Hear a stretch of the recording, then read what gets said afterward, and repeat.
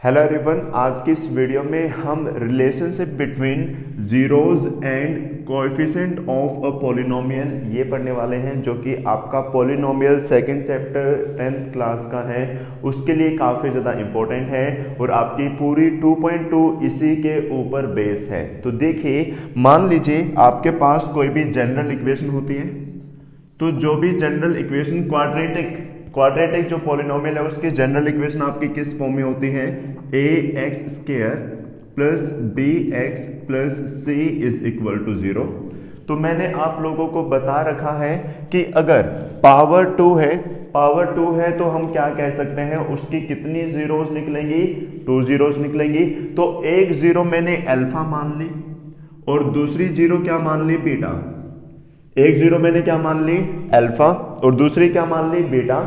X square का coefficient क्या होता है? ए। एक्स का कोएफिशिएंट क्या होता है आपका? बी। और सी यहां पर कांस्टेंट होता है। तो जो रिलेशनशिप है वो क्या कहती है? पहला है सम ऑफ जीरोज। पहला आपका क्या आता है? Sum of zeros. तो सम ऑफ जीरोज भाई, एक जीरो अल्फा है और एक जीरो क्या है? बीटा। तो सम ऑफ जीरोज आपका यानी कि अल्फा प्लस बीटा किसके इक्वल होता है? माइनस बी बाय ए। किसके इक्वल होता है भाई? माइनस बी बाय ए के इक्वल होता है। और ऐसे ही प्रोडक्ट ऑफ जीरोज किसके इक्वल होता है? यानी कि एक जीरो अल्फा और दूसरी बीटा, तो प्रोडक्ट क्या हो जाएगा इनका? Alpha into beta.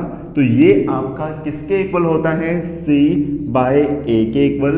वही सी कांस्टेंट और ए क्या होता है? एक्स स्क्वायर का कोएफिशिएंट। तो ये आपकी क्या होती है? रिलेशनशिप होती है जीरोस और कोएफिशिएंट के बीच में। एक तो सम ऑफ जीरोस से और एक क्या होता है? प्रोडक्ट ऑफ जीरोस से। तो इसको एक एग्जांपल से समझते हैं। मान लीजिए आपके पास कोई भी क्वाड्रेटिक इक्वेशन है, x square plus 5x plus 6 is equal to 0। ये आपके क्वाड्रेटिक इक्वेशन हो गई। तो हम by the method of factorisation यहां पर फैक्टर्स निकाल सकते हैं, यानी कि जीरोज निकाल सकते हैं। देखिए यहां पर क्या मैं इस 5x को 3x प्लस 2x लिख सकता हूं? आप कहेंगे सर बिल्कुल लिख सकते हैं। और ये प्लस में 6 आपका एज इट इज। अब यहां पर देखिए 3 2 क्या होगा? 6 और 3 प्लस 2 क्या रहेगा? 5। यानी कि ये मैंने फैक्टराइजेशन मेथड यहां पे यूज किया। अब इन दोनों से कॉमन क्या है आपका? आप कहेंगे कि सर x कॉमन आया तो क्या बच गया? x प्लस 3 बचा। और इन दोनों से क्या कॉमन आया? 2। तो यहां क्या बच गया? x plus 3। तो आपकी एक ब्रैकेट यहां पर x प्लस 3 और दूसरी ब्रैकेट x प्लस 3, तो दोनों ब्रैकेट अगर सेम है तो हम इसको कॉमन ले सकते हैं। तो x प्लस 3 कॉमन आया और क्या बच गया आपका? x plus 2। दो नंबर की मल्टीप्लाई जीरो के इक्वल है, यानी कि या तो ये जीरो के इक्वल रहा होगा या फिर ये जीरो के इक्वल रहा होगा। अगर x प्लस 3 जीरो के इक्वल है तो यहां से x की वैल्यू क्या आ गई? -3। और अगर x प्लस 2 जीरो के इक्वल है तो यहां से x की वैल्यू क्या आ गई? -2। तो एक जीरो को मैं अल्फा मान सकता हूं, मैंने इसको अल्फा मान लिया। और दूसरी जीरो को मैं बीटा मान सकता हूं, इसलिए मैंने इसको बीटा मान लिया। तो अल्फा की वैल्यू -3 हो गई और बीटा की वैल्यू -2। अब हमें यहां पर ये अगर रिलेशनशिप प्रूव करना है तो कंपेयर करेंगे इससे जनरल फॉर्म से। तो इसके साथ कुछ नहीं है तो 1 कंसीडर कर सकते हैं। तो यहां पर a की वैल्यू 1 आ गई। x के साथ b होता है तो b की वैल्यू आपकी क्या आ गई? 5। और कांस्टेंट क्या है? 6। तो c की वैल्यू क्या रहेगी? 6 रहेगी। अब सम ऑफ जीरोज आपका अल्फा प्लस बीटा। अगर मैं सम ऑफ जीरोज निकालता हूं, अल्फा की वैल्यू -3 प्लस बीटा की वैल्यू क्या है भाई? -2। तो मैंने -2 लिखा। Minus b by A minus B. B की वैल्यू क्या है आपकी? आप कहेंगे सर 5 और ए की वैल्यू क्या है? 1। तो -3 प्लस माइनस क्या होता है? -3 -2 कितना हो गया? -5।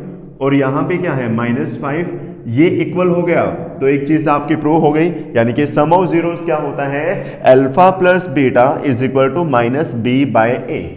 नेक्स्ट है आपका क्या, product of zeros alpha into beta is equal to C by ए।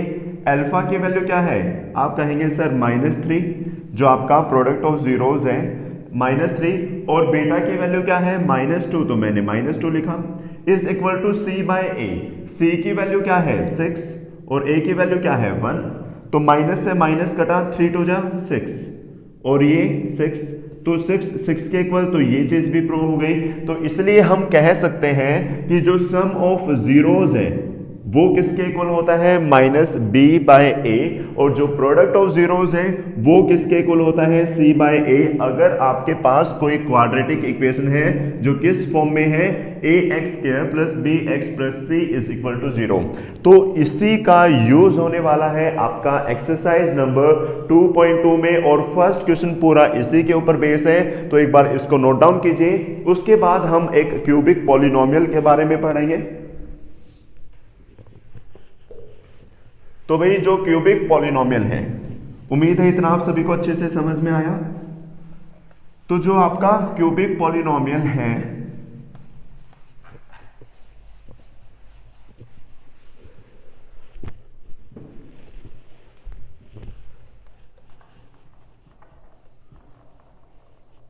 जो क्यूबिक पॉलिनोमियल है भाई, क्यूबिक पॉलिनोमियल की जो जनरल इक्वेशन है वो किस फॉर्म में होती है, a x cube plus b x square plus c x plus d is equal to 0।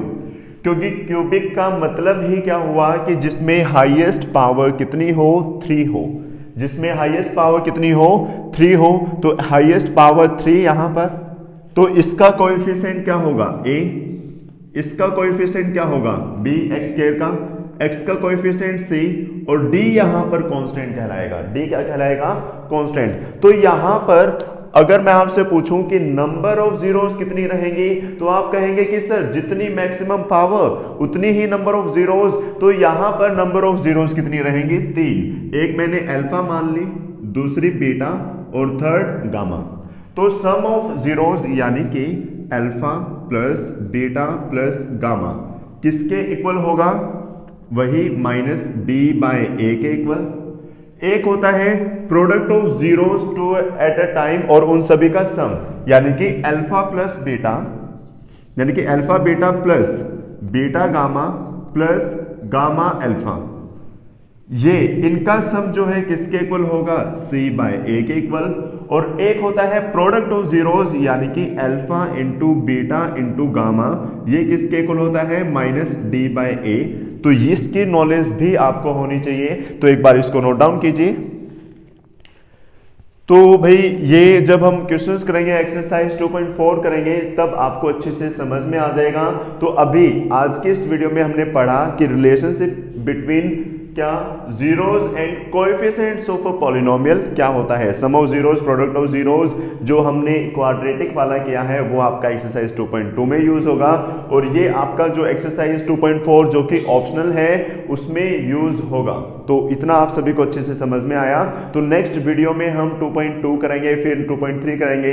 तो आपका जो 10th का मैथ्स है वो पूरा सोल्व करा रखा है मैंने चैनल पर। तो जैसे ही आप चैनल पर जाएंगे, प्लेलिस्ट ओपन करेंगे, तो प्लेलिस्ट में आपको 10th मैथ्स के नाम से एक प्लेलिस्ट मिलेगी। उसमें आपका हर एक चैप्टर, हर एक एक्सरसाइज, हर एक क्वेश्चन मिलेगा। तो वहां से आपको जो भी चैप्टर करना है वो चैप्टर आप कवर कर सकते हैं। तो उम्मीद है इतना आप सभी को अच्छे से समझ में आया। तो वीडियो को लाइक्स करते रहें, और अगर आपको वीडियोस अच्छी लग रही हैं तो वीडियोस को अपने दोस्तों के साथ या फ्रेंड्स के साथ, रिलेटिव्स के साथ शेयर भी करते रहें। जो भी 10th क्लास में, 11th में, 12th में, स्कूल में, किसी भी क्लास में है, हर एक स्टूडेंट के लिए काफ़ी ज़्यादा यूजफुल होने वाली है।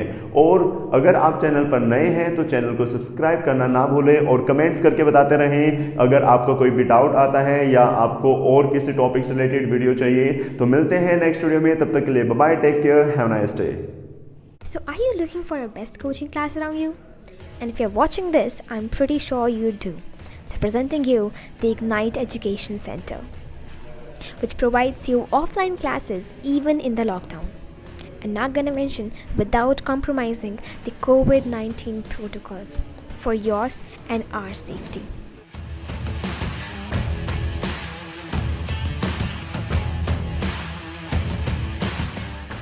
So, do you see the confidence in the teachers? I'm pretty sure you do. Because we have got an experienced, amazing, beautiful young staff for your children.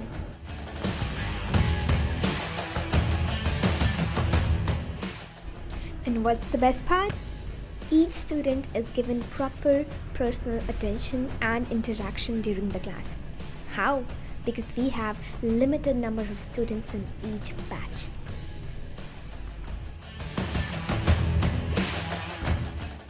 Not to mention chapter-wise printed handwritten notes for every standard.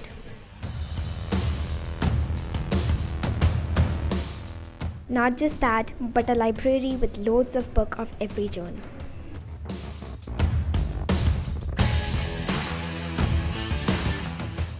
Yes, correct. You see it right. Trips and tours to amazing places, and who don't wants to do that while studying? With all that, there's a plus point. That is occasional motivational classes and regular PTMs. आपकी life है, आप बेहतर तरीके से जानते हैं।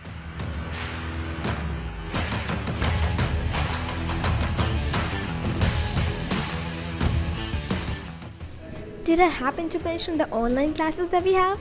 Well, you got it right. We got online classes for each subject. You still got any doubts? Well, just don't bother. Come over, see for yourself.